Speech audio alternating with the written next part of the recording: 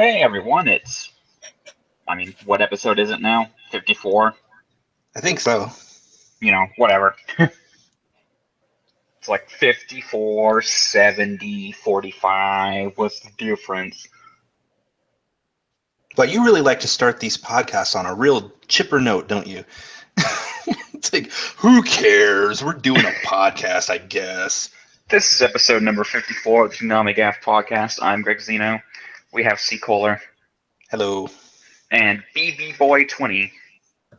Not B-dubs.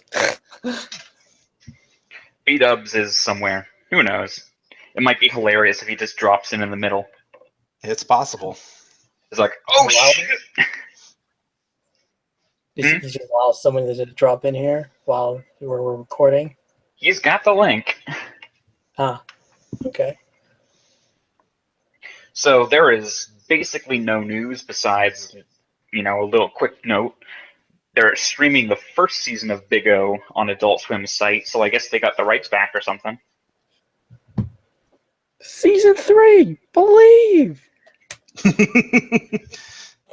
It would be great. I mean, like, we're still early on Ghost in the Shell reruns, so we could have that for a while still. Right. But I was thinking, maybe Bigo would be the next thing after that if they wanted to continue reruns or something. Space Dandy Season 2 is never coming back. No. It's funny. There was a thread on in Off Topic about, like, what's your favorite anime openings? And people were posting the Space Dandy opening. It just made me think, it's like, I haven't seen Space Dandy since it last went off the air on Toonami. And I'm like, what are they doing? Don't sit on such a great show. It literally feels like they're just like, well, we can air it whenever we want, so we will never air it. Like it's like always using this. It's like in Zelda, always using the weakest weapon in your inventory. Yeah, I guess I don't blame them, but it's just like, I don't know. It's such a good show. It's so bad that it just kind of got forgotten. I've not forgotten. Other news. Oh, go ahead. That Bebop pedigree. Heck yeah. Wonder if they'd ever try to run HD Bebop again. I don't know. Didn't they like start it and they only get like 4 episodes in and then they stopped? Yeah, that's when the contraction happened. That's right. That's too bad too. Not really news, but they did show a review this week, which was Resident Evil 7. Oh boy, how topical. That was strange. Yeah, it seems like they took a long time to put that out, but an odd score, 7.5 out of 10. That's roughly what I gave it. I thought it was a good game. I played it from beginning to end in VR. I platinumed it on PS4. Yeah, really? Wow, I don't think I did that even. That's cool. Oh yeah, I was looking at the Horizon Platinum, and it's exceptionally easy. Yeah, I platinumed a bit. Yeah, it's not too bad. Anyway, there is also a lineup promo that hasn't aired on the air yet. Oh, really? I'll have to check that out. I didn't see that. Caboose just uploaded it, so it's not a great one. I'll check it out after our podcast. Okay then, with that out of the way, let's move on and talk about Samurai Jack. Samurai Jack episode 58. In this episode, Clip Show. That's basically what this is. Yeah, this was the fan service super dump.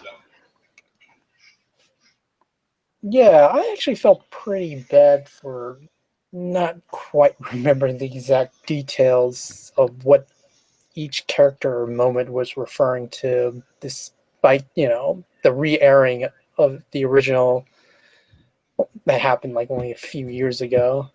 Like, I had to rewatch the Demongo episode for like trying to remember who he was. While everyone else on the board was like, "Oh my God, he's still alive!" And I'm like, "Oh, don't quite remember him. Yeah, I was kind of in the same boat. There were lots of these characters I didn't know because I wasn't a big fan, but it was fun watching everybody freak out about like, oh my god, there's that guy, and then there's that guy, and It's the samurai. I mean, I recognized him, but and I'm a big fan of Jack. Just only recently. It's just. Ugh. well, my question is then, there was a character right before Ashi finds Jack. There's a little person in cloaked in black. And he's like, "Are you a friend of Jack?" And she's like, "Yes." Is that another character that we've seen before? Don't look at me. Okay. Would B-Dubs know? B-dubs! Like the B-dub signal. But no, I don't know. I get confused. I get confused with him and Bat Dan for some reason. One has Batman as their avatar. One is Bat Dan. I was not expecting to see Scaramouche come back. They must have thought he was just the funniest fucking character. He is pretty funny. Man, that guy's head looks like a penis. Yeah, that was pretty much the moment where, in a way, the show really did grow up. Not the blood, not the vines, not the killing. No, a dick reference. Yeah, you're right. I felt exactly the same way. I'm like, they would not have said this on the old version of the show. And I mean, that's why they said the line. Because you're thinking it, the audience is thinking it, and Scaramouche is like, that was a penis. We're on Adult Swim now. I did like to, because again, this totally went over my head. But like when they did like the scene where she goes to the rave or whatever, and they're doing like the same dance that I guess Jack did from the first season, and I didn't even know that's what was going on there until someone posted that GIF of him, and I'm like, oh, that's cool. So like a third of this episode is, the old series grand tour, and another third is Scaramouche trying to get on this boat.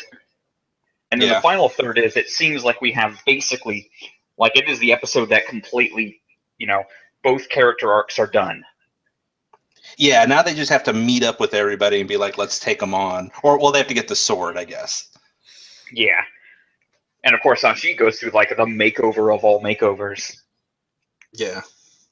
So, okay, so she was not wearing an outfit the whole time? Who knows? It seemed to imply that she had like soot and that she had to like wash it off. It was very odd. She pulled the car's magma armor. Yes. Ah, bubbles! Pretty mental, though. Yeah. Well, I mean, now she's Forest Fairy. Yeah, that whole episode was like all sorts of whiplashes of moods. I mean, going from what, I don't know, something really funny to like depicting a new child being burned alive. Like, holy shit. yeah. I also want to say I totally called it too, that Jack was going to commit suicide. I mean, it was the obvious choice, and anyone who didn't think that was what was going to happen is wrong. And that person is not here today to eat crow. That person has run away from his shame. Somebody was actually serious about this prediction. Well, I was serious that it was going to happen, but B-Dubs was like, oh no, this is something else. It means like this warrior spirit or something. And he was kind of right about that, I guess. But he was like, for some reason, didn't think that Jack was going to go off and whatever it's called. What is it called? Seppuku or something? Yep. Yeah. My brain is telling me that there was an episode about Jack fighting spiritual samurais before. I can't really think of it. what exactly is, if it's true or not. Yeah, I'm not versed enough to know.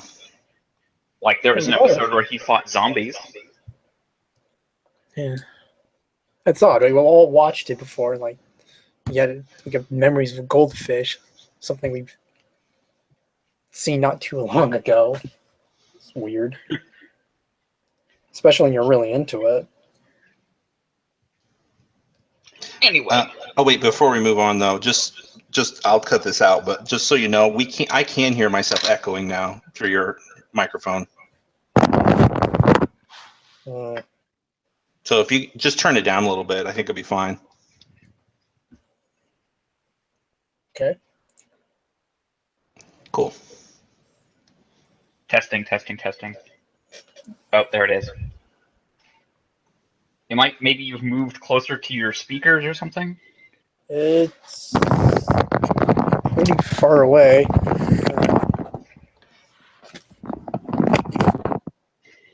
I mean, let me try it now. Yeah. Testing 1 2 3. Yeah, I can hear myself. There's like a half a second delay. Oh well.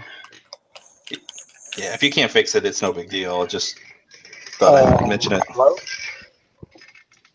Testing, Yep. 1 2 3. Testing, we hear you. Okay, so I'll just try. I'm using headset now, Okay. and Let me say something. Hang on. Testing 1 2 3. That seemed to help. yeah, I hear you. Yeah, I think that solved it. You see, these headsets I have also have an embedded microphone, so at the time of testing that, but I suppose just using a separate mic will work. Okay. So, ready to talk about Dragon Ball Super? Yes. Sure. Dragon Ball Super Episode 15, Valiant Mr. Satan, Work a Miracle, A Challenge from Outer Space. Oh boy, it's Zonic's favorite episode. Wait, why do you say that? He hates Mr. Satan. Oh, okay. Oh, I thought it was for the love for dogs.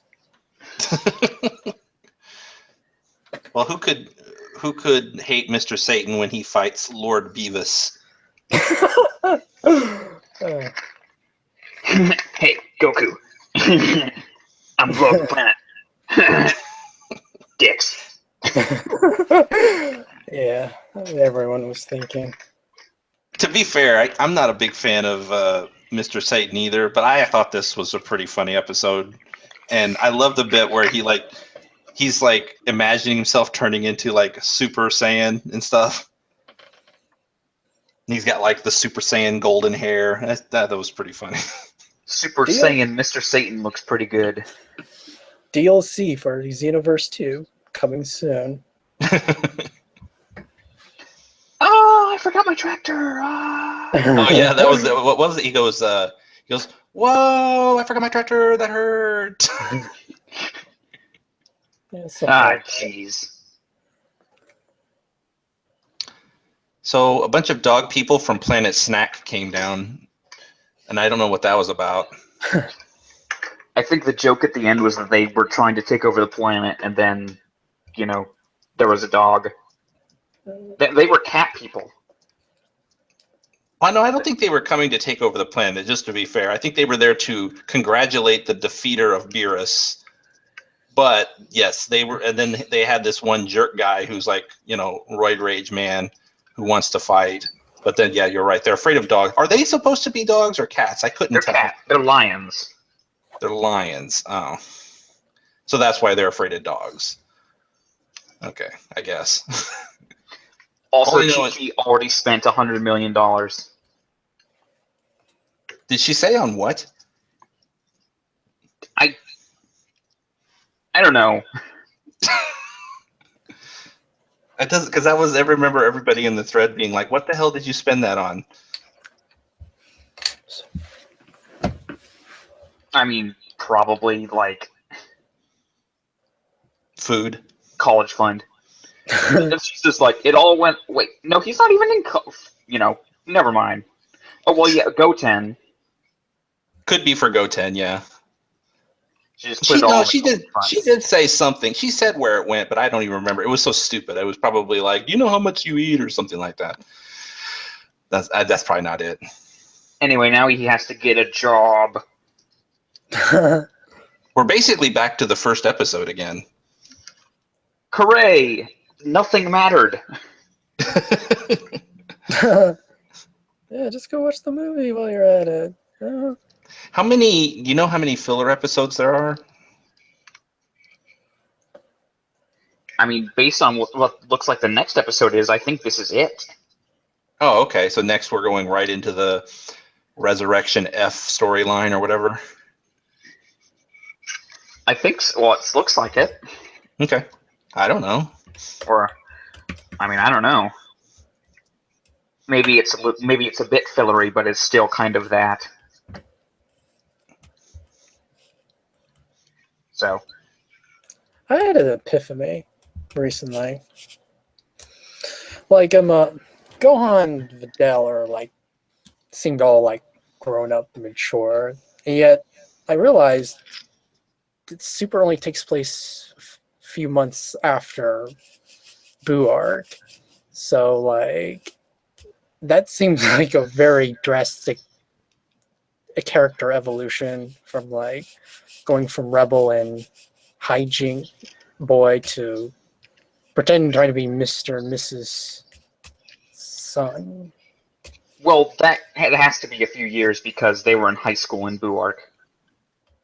But the Super takes place only a few months after, as it's stated. Well, then that brings up some uncomfortable questions.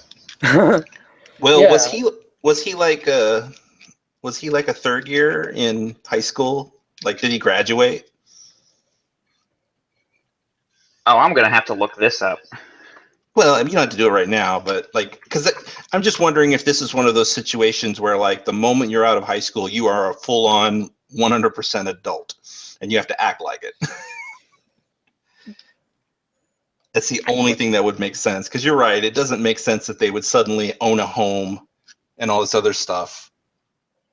What, you think Bulma wouldn't like throw some change around? Well, yeah, I guess financially there's no problem with it, but like, I don't know, it's just like they immediately. Well, when did they get married? I Does that swear I happen? remember like Does that happen in Kai or Well, it has to happen. I mean, has to? geez. Yeah, Oh boy. yeah. In regards of the original run, it's been more of a relearning experience watching Z again.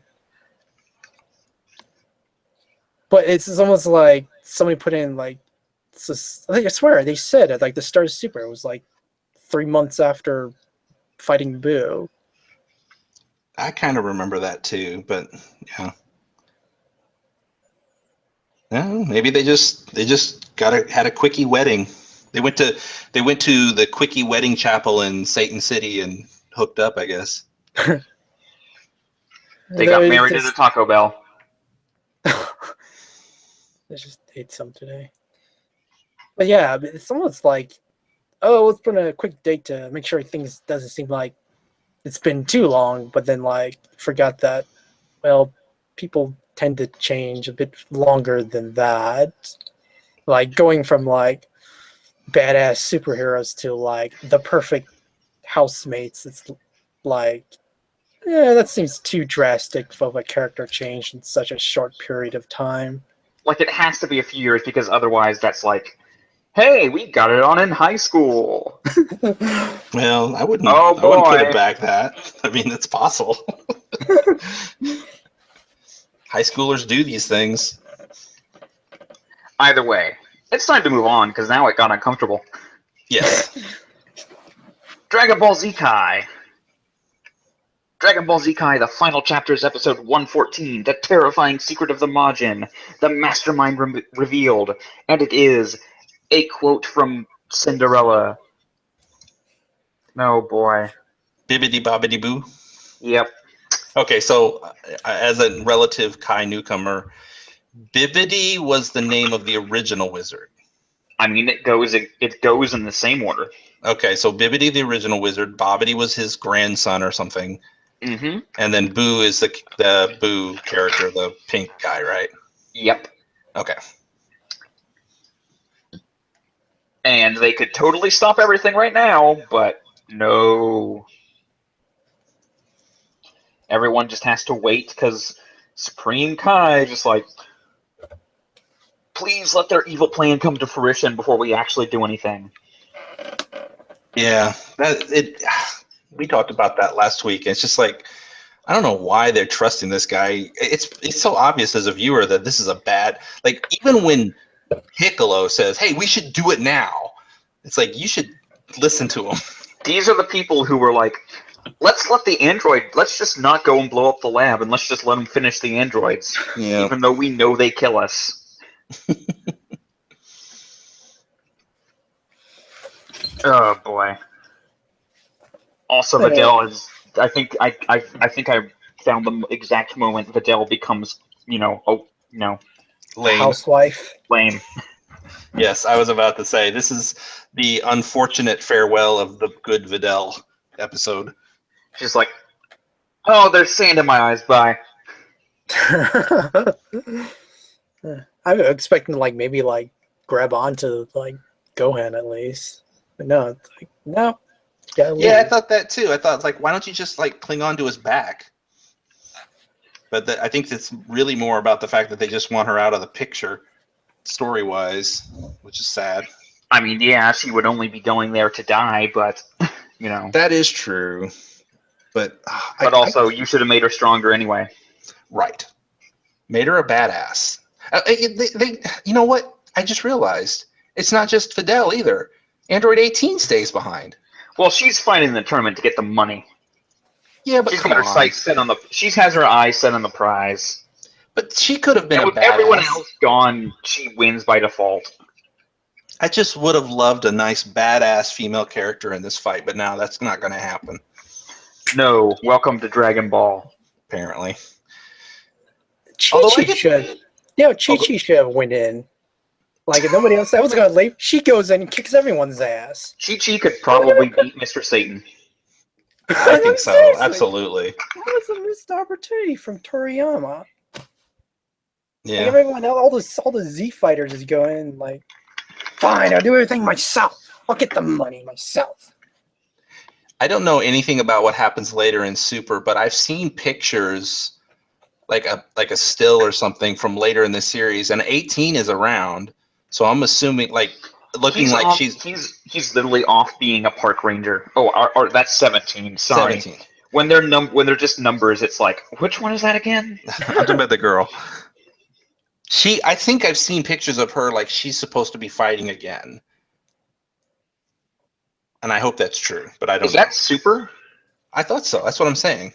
There is, in the current arc, the Universe Survival arc, it's 18 and 17 are fighting. Great. See, that's what I want to hear. Because I don't want her to just also get the Videl treatment, So the majority of this episode was basically just a huge exposition dump explaining just what the Grand Kai is doing and where this Majin stuff comes from and all that. Was this also the introduction for magic? Oh yeah, it's just oh, by the way, magic. Yeah, magic exists, by the way. It's lame, so nobody uses it. I kind of, when I heard that, I kind of thought, I was about to type something, and I was being what? There's magic? And then I thought, I guess it's all kind of magic. I mean, what is a Super Saiyan power if not magic? I don't know. What's the difference? Why does it matter? It's not like technology allows Goku to become Super Saiyan, Yeah, what is a god in this universe? a purple dog guy.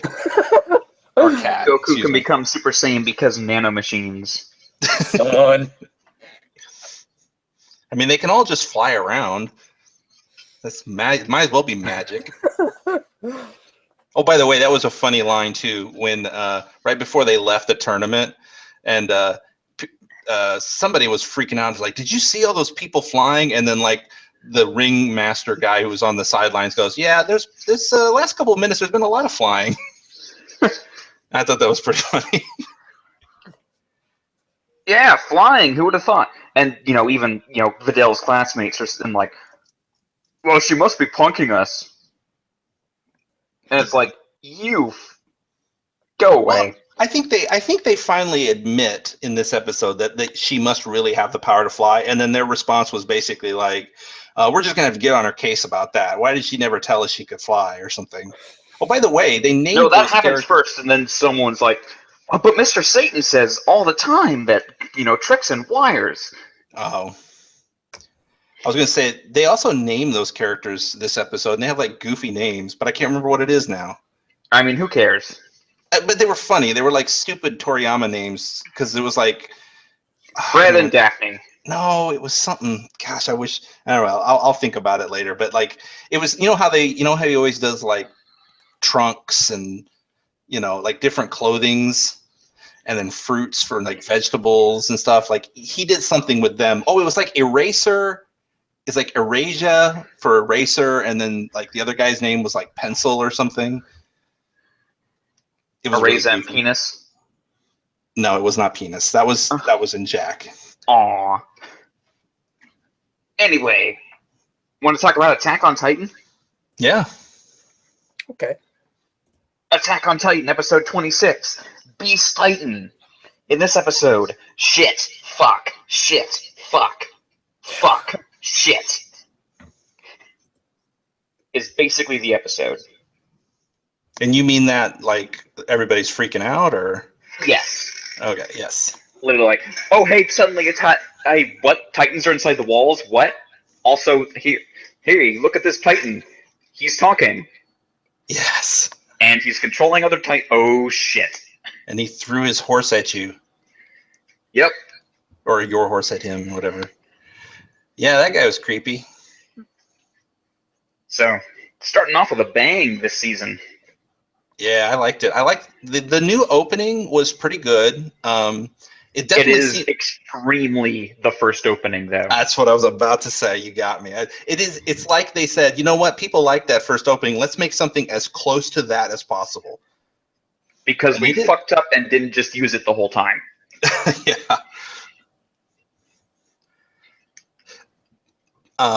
Pastor Nick is a real pompous jerk. I don't know what his deal is. I mean, he's a cult leader.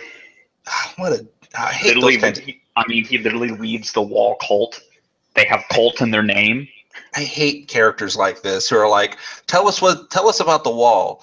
This is important. This could save humanity. And he's like, leave me go. I've got important things I need to do. It's like, shut up, dude.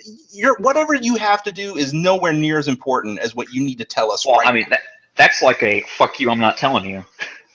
Well, okay, then all the more reason to hate him. He's just like, I hate characters like that. Ugh. Yeah, he got under my skin. Also, yeah, there's Titans in the walls. That's also a oh fuck oh shit moment. The question is, are the Titans in the walls, or were the walls made of Titan? And I'm curious to learn, because it seems like the walls were there before. There is a Trump joke in here somewhere. We're gonna build a great wall to keep out the Titans, and the best part is the Titans will be the wall. It's gonna be great. Shit.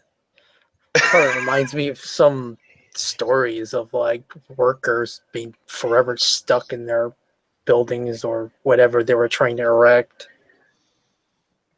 Yeah, and what makes it weird, I'm sure we're going to learn this, but what makes it so weird is that, like, they weren't dead.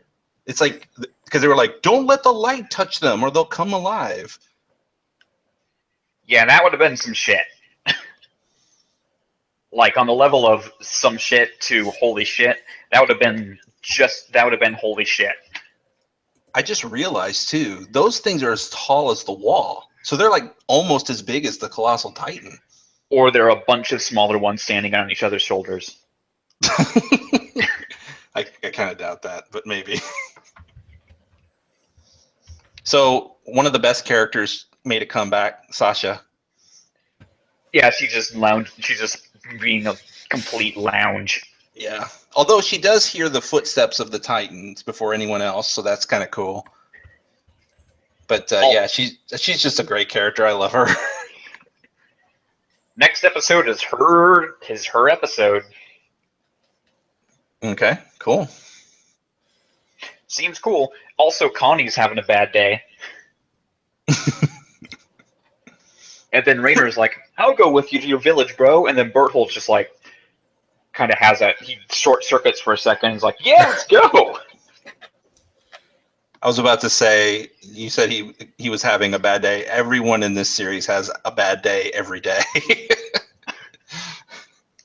Everyone's been having a bad day since the wall fell. Also, Annie is going to turn into a beautiful butterfly. She's already a beautiful butterfly to me. You don't know who Annie is, do you? Yeah, I do. She's an awesome female Titan. Okay, I was just checking. All right. She's in the Chrysalis now, and I sure hope she comes back, because I'd hate to think that she's just going to be stuck in that thing forever, but who knows? Also, do we love My Parents Aren't Home Titan? Like the Titan that looked like he sees them and then he acts like he just got a text that says my parents aren't home. And he's like, woo! Oh, that guy. Is that supposed to be scary that he does like crazy flips and stuff? Oh, that Titan. It seemed kind of like. And then there was a shot where he's just like, woo! Yeah, I know it's. I guess it's supposed to be creepy, but every time they show what are they called? The abnormals? Yep.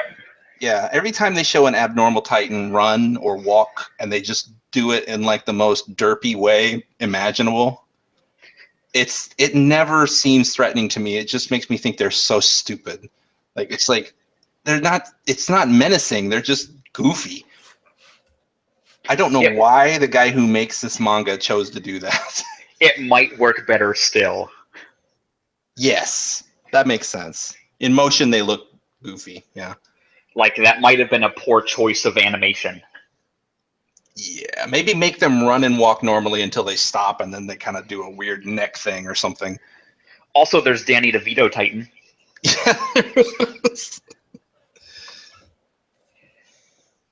And that guy gets fucked up at the end of the episode. Did he die? I mean, he really got torn apart. I'm trying to remember. That part kind of escaped me. Yes, he literally died. His head was literally torn from his neck. Okay. Well, he's super dead. Like in a silhouetted fashion at the very final shot. Yes. And that guy was supposed to be like the second best to that one guy.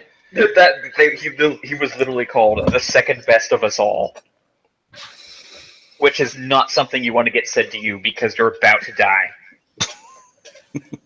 And then it's also a lesson learned is don't count on anyone on an enemy you still do not understand.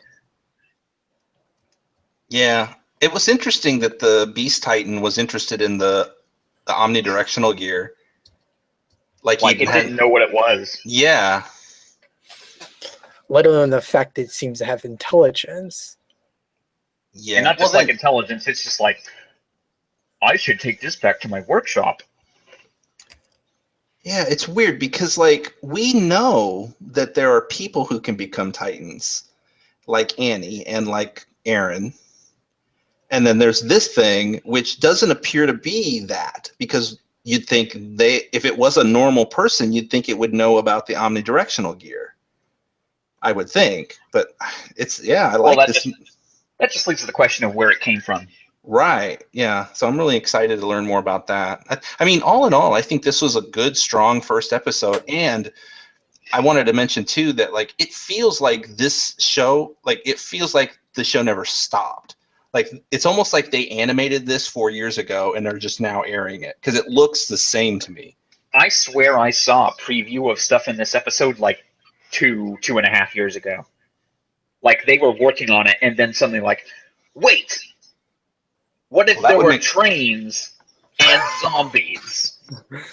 And then they took like a year and a half break. that might be it then, because that's exactly how it feels. Anyway, hopefully this season is better scheduled than the last one, because we don't want to be seeing purple bricks on TV. Yeah, so long there's not another boulder, I think it should be good. I mean, it's only 12 episodes, so if there is another boulder, that's going to be the season. The boulder Oh, season. I forgot about that. It's only 12 episodes. Yep. It'll be here and gone. On, in, out with the old, in with Stardust Crusaders. That is Which a is- very most likely believe probability. Anyway, let's talk about Tokyo Ghoul. Tokyo Ghoul Episode 4, Supper. Oh boy, this show was fucking stupid.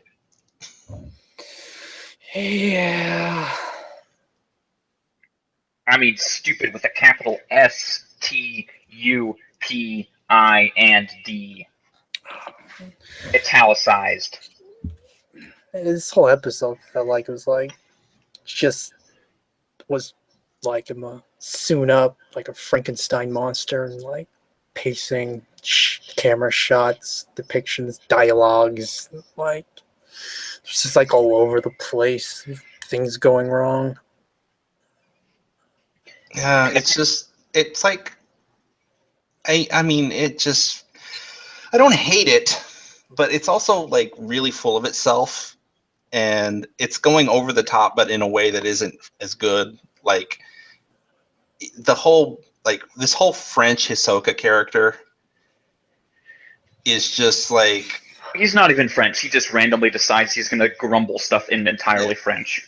you know what it reminds me of, and I said this before. It reminds me a bit of like Interview with a Vampire, but like just cheesy. Like a cheesy version of that is what it feels like. I've never seen that. I have no idea what you're talking about. Oh my Really? gosh. Really? Oh, go Brad Pitt and oh my Tom gosh. Cruise and Tom a young Cruise. You need to watch that movie. It's excellent. Anyway, it's a young Kirsten Dunst. yeah, and like a little girl, Kirsten Dunst. Anyway, it's a story about like basically this vampire who's lived for hundreds of years decides to go and he captures a reporter, but rather than drain his blood, he wants the reporter to tell his life story. And so he just basically tells how he became a vampire and what being a vampire is like. And it's like a look into the world of what the life of vampires is like.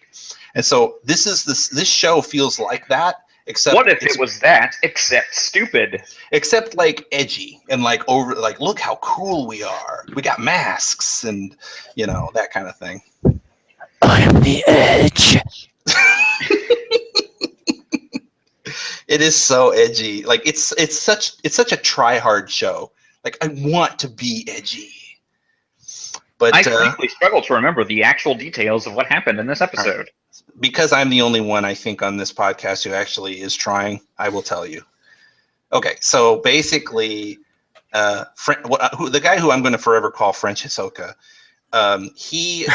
he is like super in love with our protagonist because the protagonist has the blood of the girl that was trying to kill him.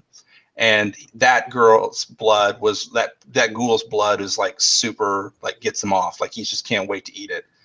And so it turns out he invites him back to his house and he's treating him really nice and everything. But of course, everyone watching the show is like from a mile away. Oh yeah. And it's like gets like wine or blood on his shirt, and he's like, "Oh, we'll go take a shower." And it's like, that isn't weird or anything, right? Like everyone is like, "Hey, watch out for that guy," but nobody outright says, "Hey, that guy kidnaps people and puts them in Coliseum matches where he eats people." Correct. Yeah, it's like be careful around that guy. But no, our protagonist is so dumb that he's just like, "Oh yeah, I'll go to your house by myself. It'll be great." And also, apparently, in the manga, like he didn't need, like he was just like, "Oh, I won't associate with that guy," and had just had to be kidnapped. That would have been way more So realistic. like I can see if this stuff is true, where people are like, "Hey, this is nothing like the manga." Yeah, even the art, like I have not read the manga, but I looked at it briefly, and the art is so much better in the manga. Like it's like that's pretty normal for anime, but like in this case, it's like 10 times better than what's in the anime. But They straight up made a different show. yes, it feels that way. It's like they have the same characters and general plot, but they've like tweaking things. But anyway, so the guy goes to the house, and then of course it turns out that this French Hisoka guy runs a club, a secret club, who just dine on like delicacies. And tonight's delicacy is our protagonist because he's a half ghoul, and uh, the one of the diners of this elusive club has a like I guess it's a human manservant that comes out who's like a butcher, and it's like this big guy with a towel around his head kind of thing, and he's basically we spend 5 minutes of like that guy trying to cut our main character up. And that's it. And then of course our guy wins in the end. Or no. French Hisoka saves him at the last minute for some reason. Because he showed off the one eye. I guess. I don't know. I don't know. Fuck this show. But the best moment in the whole episode is when our protagonist cuts himself on a handkerchief, and he hands the handkerchief, or he's like, "Oh, maybe I should wash this," and then French Hisoka takes the handkerchief really fast, and "Oh no, I'll take it," and then he goes into the other room and he like sniffs it, and like has like a mini orgasm, and he's like, "Oh, it's so good." The best moment. That was the biggest laugh out loud moment. Like he's almost curling into himself. Yeah, he's just like, "Oh my god," in orgasmic ecstasy. Anyway, want to talk about Hunter x Hunter? Yes, please. Okay. Hunter x Hunter episode 48, Very Sharp Eye. We now return. We hope you enjoyed our detour into blood and violence. We now return to your regularly scheduled Pawn Stars. Pawn Stars York New City Edition, basically. It's like, this is a wooden statuette with $1 million in gold inside of it. I don't know, I can probably give you $15. And so we meet this new character who's got the really dumb name of Zepile. And he's stepping in. He's stepping in to save him from the Pawn Stars. He's like, no. He's going to rip you off. How could you do Zepile's eyebrows dirty like that? That's an entirely different character. What do you mean? They're so big. Yeah. Well, I'm just talking about his name being stupid. Eyebrows are great. Anyway, in this episode, Gon is just like, "Oh, I need some money. Let me pawn my hunter's license." And then he does it. That actually bothered me for some reason. Like he doesn't. He wants to find his dad. But isn't that going to make it harder? I mean, Gon maybe does not think more than, one step ahead. I guess. Does this mean we're going to have a whole another arc where he has to get it back? And, like, earn another one? I assume this is just going to work itself out. I hope so. Somehow. Like, he only pawned it so he can get it back. Oh, I guess that's true. He could buy it back, maybe. Yeah. Like, he could, if he has the same amount of money. I never really understood that. Like, that you get what's called a hunter's license, but I guess it doesn't have your name on it, because then why can you sell it? I don't know. Isn't that weird? Like, all you have to have is that card, and then that you are suddenly can make $1 million and fly around the world. You just have to have that card. It doesn't even, like, if you can sell someone's hunter's license, it becomes your hunter's license, so it must not have a name on it. It's just really weird to me. Also, do you want to hear about, what was it? Shit. The fire technique. The fire technique? where there was like 15 minutes of the episode dedicated to, oh yeah, if you seal it up with glue and then blah blah blah. Oh yeah, yeah. I kind of tuned out at that point. It was like how to fake something, how to make a fake, or how to steal something from inside a treasure chest and then like make it look like you never stole it or something. It was really seemed overly explanatory for something that seems like it's never going to come back. Hold on, let me. Da, da, da.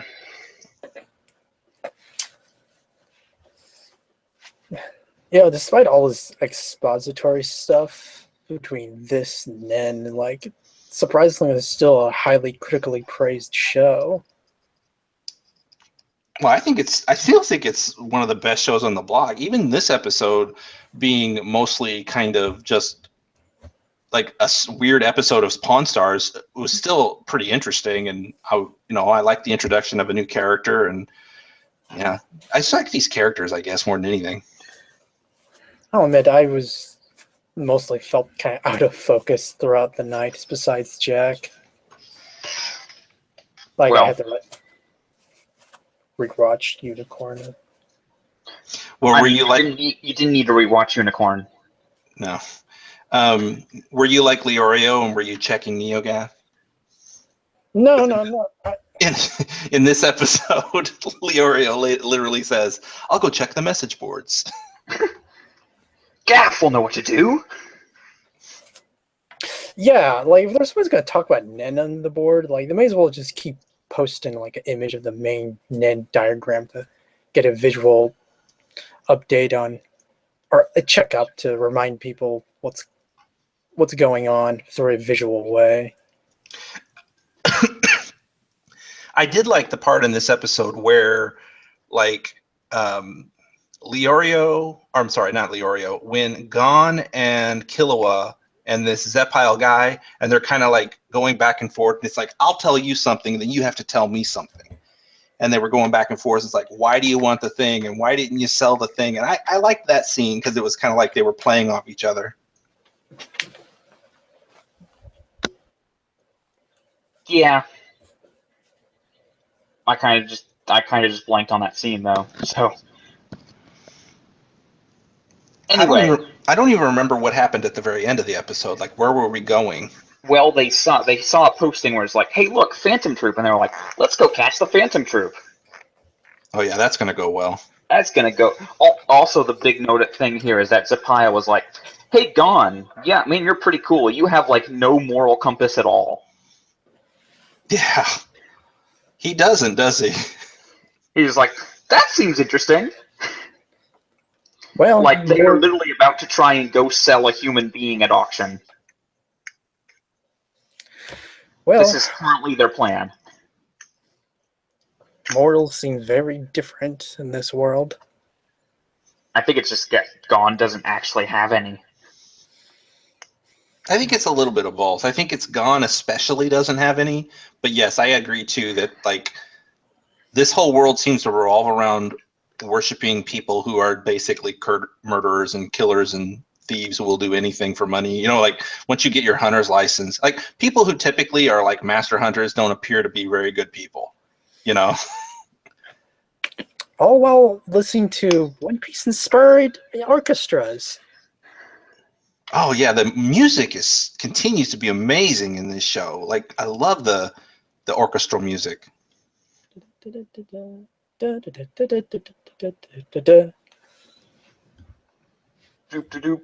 Yeah, you can make jingles out of it. Anyway, want to talk about Gundam for 5 seconds? Actually, I like to somewhat talk about it a bit more. Mobile Suit Gundam Unicorn, Episode 16, The Side Co-Prosperity Sphere. In this episode, no one on the ship has any chill, and Full Frontal wants to start the EU. And Lauren Ewenthal going back to being typecast as being an edgy edgelord. Oh god, that man. All I wrote down this week were that we just got like a giant episode of Neo Zeon politics, and then I just laugh when I hear the term psycho-prosperity sphere. Like Side co-prosperity sphere. Co-prosperity sphere, whatever. It's dumb. But yep, that's the grand ambition of Full Frontal. Make a free trade agreement. Yep. Oh, and he took his mask off for everyone to see, and everyone went, okay. It's sort of that scene for Justice League where it's like, at least I can find out the Flash's secret identity. I have no idea who this is. Exactly. The Justice League cartoon, in case people don't know. But yeah, it's like, oh my god! His face is so fucking fat! Yeah, he needs to wear that mask. It helps slim him. Like, his puffed up collar can barely contain his cheeks. And Princess Girl is now wearing her, like, I guess, official garb with the cape and everything now. Yeah. Also, somebody posted a picture of the Zeons from Mobile Suit, the first Mobile Suit Gundam, and it's like, boy, look at these guys. They look so evil. I didn't see this image. I'll have to check for that. I didn't see it either. I was like, where is it in the thread? Come on. Come on, where is it? There is Garrett Miles, or whatever his name is, wearing a Hunter x Hunter t-shirt. Yeah, I saw that image today. Miles Garrett. I got it backwards. Like an NFL player hunting for his dreams, too. Well, not an NFL player, but probably going to be one. Oh. Draft, huh? Yep. Mm. Anyway, B-Boy. He's hunting for that NFL contract. I'm a football hunter. I'm a quarterback head hunter. I'm a Super Bowl hunter. B-Boy, what did you want to say about this episode? An epiphany. Because up to this point, nobody at all has really questioned exactly what the box is. So when one character tells Full Frontal, what you're going to do with the box, I suddenly realized nobody has really at all really questioned what the box is or its existence of it. And apparently, if this box really is capable of destroying the Federation or whatever, that basically means this whole storyline is going to dictate the future of the Universal Century storyline, let alone probably the Gundam franchise. And all this uneasy alliance who have unconditionally teaming up to find this box basically has made them the future of all sentient life on the known galaxy. And if they are our only hope, somehow not one of them has thought of, does the box actually exist? Our fucking heroes, up to this point, whatever survival skills that they've had, has not once wondered if all of this has actually been a red herring. Up to this point, despite all of the trials and tribulations that they have suffered through, up to this point, they have not actually kind of wondered if this was all going to be all for nothing. Well, I'll give you the answer to that. It's because they read the script. And they just know already somehow what the box is, but they're not saying because, of course, that's not in the script for them to know. The box is just a video of Cardius Vis just laughing. Oh, you guys, I got you good. Gundam Unicorn. All the people who've died in the process. You thought it was some shit, didn't you? It was so weird. I never thought I'd say this, but like watching Gundam Unicorn really makes me wish they'd bring IBO back. I mean, yes. It's such a better show. I feel like I'm in a rock and a hard place with that option. If I'm going to have to watch a Gundam, I would rather watch IBO than this. I would rather watch a Gundam where this main character is just like, okay, show me who to kill. Yeah. You know what? I'll give you an even better option. I'd rather this be Macross. Because at least Macross doesn't have, like, it has giant robots, but they're not imbued with magic powers. No, they're just jets. Exactly. And The only bad thing about singers. Macross is they have lots of singing, but Well, okay, wait. That is imbued with magic powers.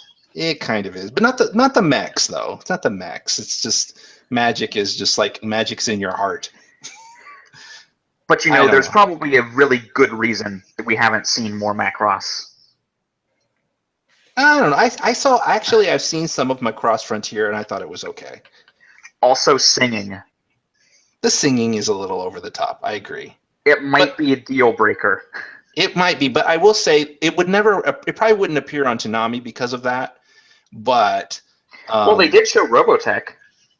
oh, there you go. I don't know if that may be like, hey, we took this show and Americanized it. We completely removed all the singing because, I guess what I'm saying is that, like, Macross isn't hard to follow, and it isn't so up its own ass about politics. So I think it's better for those reasons. Okay, let's talk about. Oh, no, go ahead.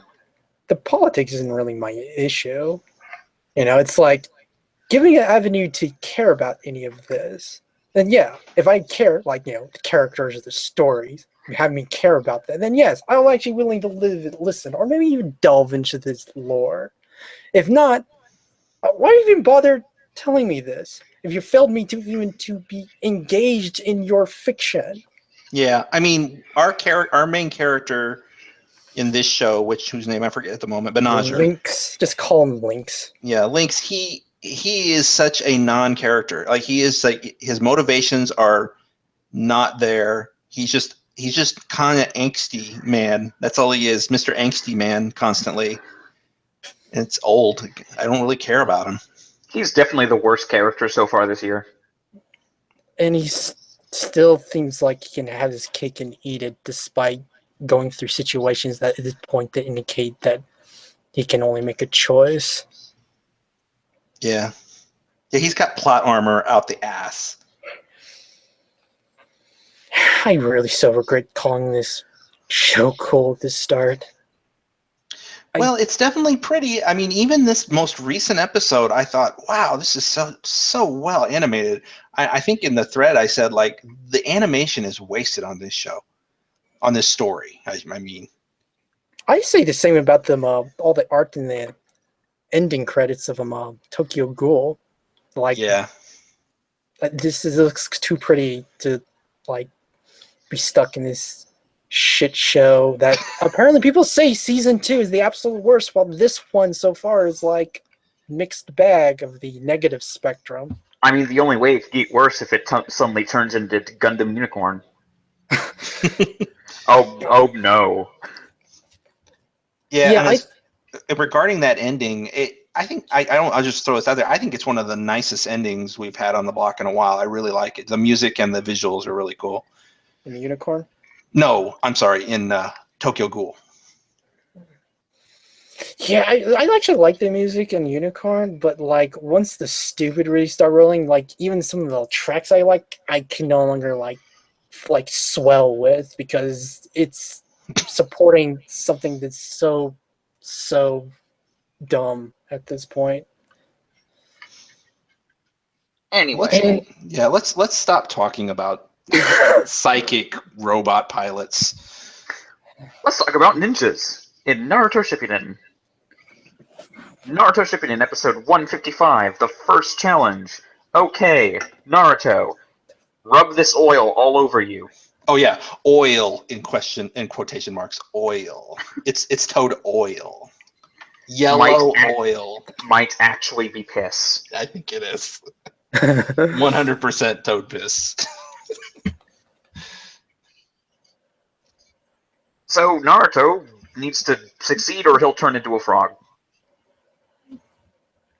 Yeah, okay. it's like I did like that little bit about, like, because I remember complaining like it looks so stupid when Jiraiya like started looking like a frog. And at least now they're kind of explaining why that happens, which is fine. I'm cool with that. But then you've got the sage, the main, I don't know what this toad's name is, basically has to beat Naruto on the head every time he starts to turn into a frog to prevent it.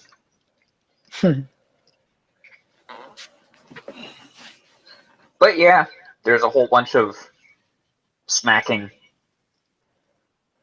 Is there like vegetables in this frog world, or is this all grub?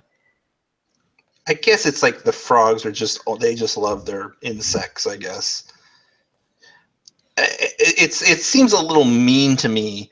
Like I mean I think I'm really reading too much into this, but I kind of felt like it's like if you've got someone over to your house and let's say they're a vegetarian, you don't serve them a fucking porterhouse steak.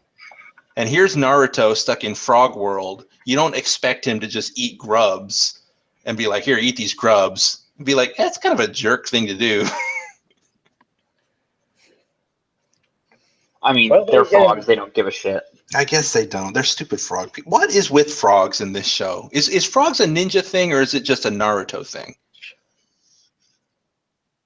I don't know. I don't know either. I'm not expecting you to know. Just say you don't know. I don't know.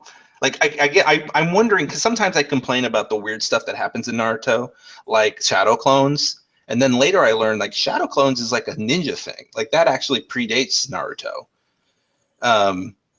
And I kind of wonder now if maybe frogs have like a big place in like ninja lore, because this show seems to be loving its frogs, you know. I don't know. I think they just decided they liked frogs. Could be. Also, Sasuke screwed up. Ha ha ha. Oh yeah, Killer Bee turned out to just be a octopus tentacle, basically. Like you can just hear Killer Bee somewhere. I was like, "Suck on that, bitch!" Yeah, I guess that and I guess that plot thread ended in a bit of a anticlimactic way. But if you end up not really liking the show at this point, it's like, oh, that's cool. Character I like gets to live a bit longer compared to Bubble Boy over there. Bubble Boy's a dead meat. Sorry, Bubble Boy. Nobody cares about you and your stupid bubbles. No long-winded rescue arc for you. Yeah, you just get hit by a missile, and then you're like, "Oh no!" And then you're dead. An episode later, and borderline off-screen. I'd like that even in like the most serious moments, there's still going to be, hey, it's a shadow clone with that like really cartoony bwong noise. Also, has Naruto ever like called Jiraiya by his name? Probably not. Or maybe when he first met him, but then like he became his teacher. And then there's this, yeah, I hate that. I mean, I know it must be a Japanese thing where like it's like they're so close that they call themselves by these nicknames all the time. Because I'm so sick of hearing Jiraiya Boy, and I'm so sick of hearing Pervy Sage, and it's like, but I think it's supposed to be meant in like a kind of like an affectionate way. Like they say those names affectionately, but to us it sounds like insults. I don't really mind them. Just not only so when it comes to moments that matter the most. And I am in on the grave. It's like, yeah, man, I would just call you a pervert. I'm just like, yeah, it's like a nickname. It's like I care about you so much, so I'm going to call you by your nickname, even though I'm standing next to your tombstone. It's like that's what's happening, I think. But to us, it just sounds like an insult. It's like in our society, we would say their real name. It's like, oh, well, I'm going to I'm going to treat you with dignity by saying your real name. But here, it's like Naruto's like Pervy Sage. Oh, Pervy Sage died for me. What? Oh no, not Dickwad. Yeah, what if his name had been Dickwad? I really mourn. Could you imagine what's the head of the Hidden Leaf Village. What's her name? Tsunade. Tsunade. Could you imagine a scene where Tsunade, she's like sitting at her desk and she's got her like hands clasped. She's looking down and she goes, "Oh, Dickwad, I miss you so much." Or it's like when Naruto walks in, she's like, Dickwad is dead.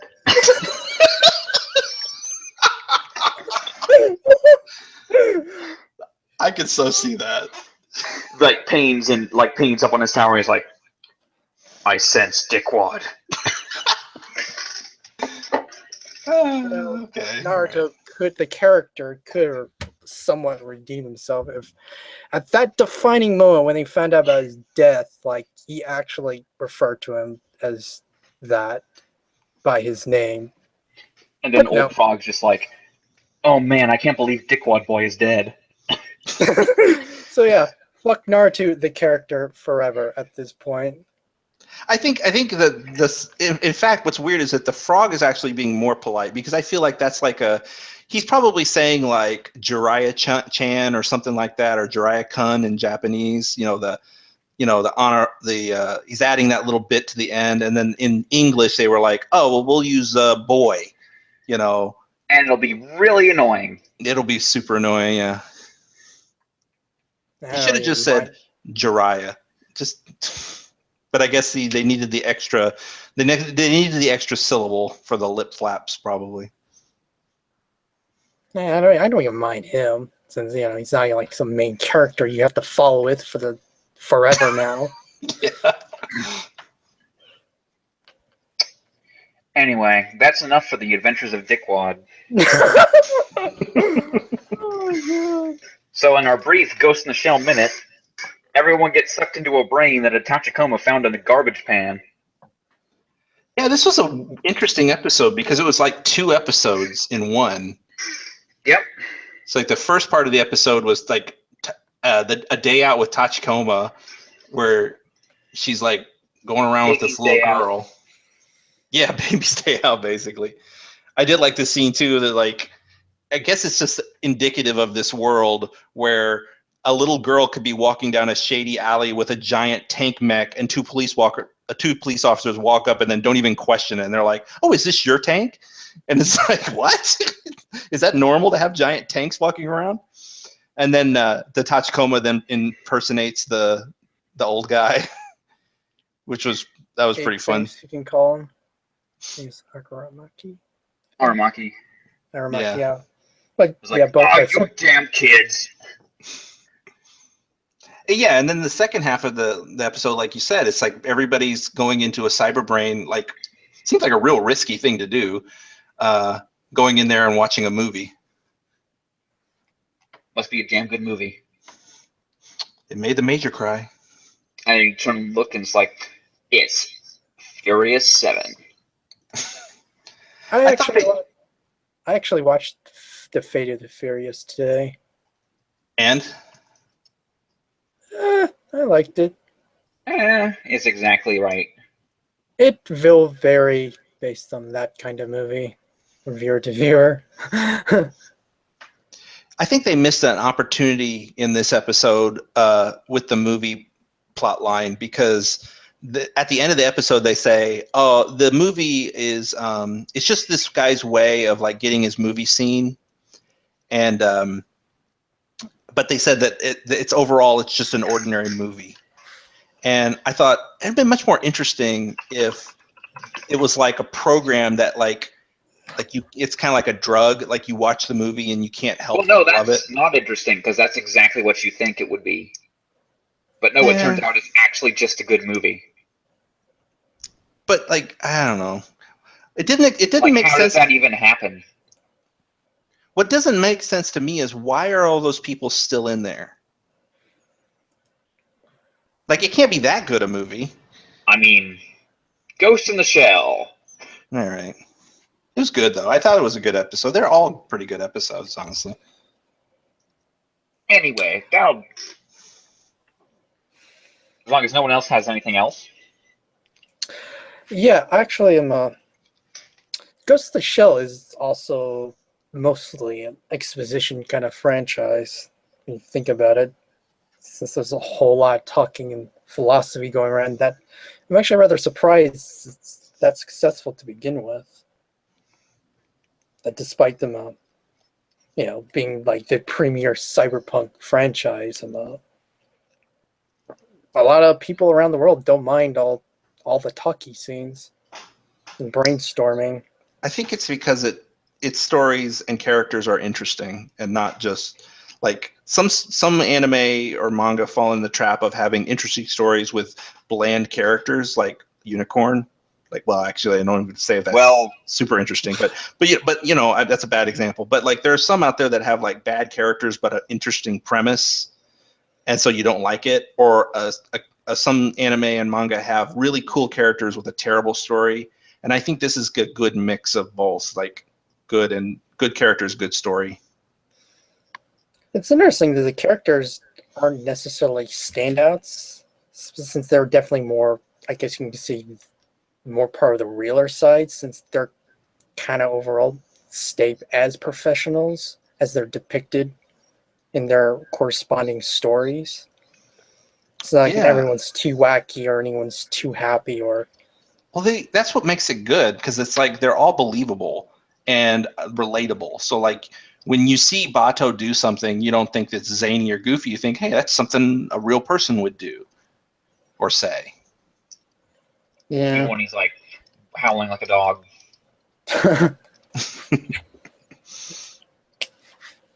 One last thing I'll leave you with too is, did you guys hear that because they're working on the Battle Angel Alita movie, that Viz is going to bring back the original Battle Angel Alita manga and do like a new translation of it?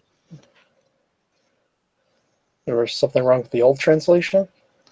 Well, it was kind of from the early days of manga in America. So they had they had reversed it so it was left to right, and they had changed a bunch of a bunch of the sound effects and other things in the background were removed. So they had kind of how do you say this? Demangified it. And so now they're bringing it back, redoing it, and making it more true to the original. And this is because of the movie that's being worked on. Makes sense. Yeah, I remember reading a little bit of that back when I first got into manga, like in the late 90s or early 90s, actually. James Cameron isn't directing it, though. The movie? No, he's just producing it. But a famous director is doing it. I can't remember his name, though. His name is a famous director. Anyway, that'll do it for episode 54 of ToonamiGAF podcast. Thank you, Seacoller. No problem. Thank you, BB-Boy20. No problem as well. We'll see you guys next week. Goodbye. Ciao.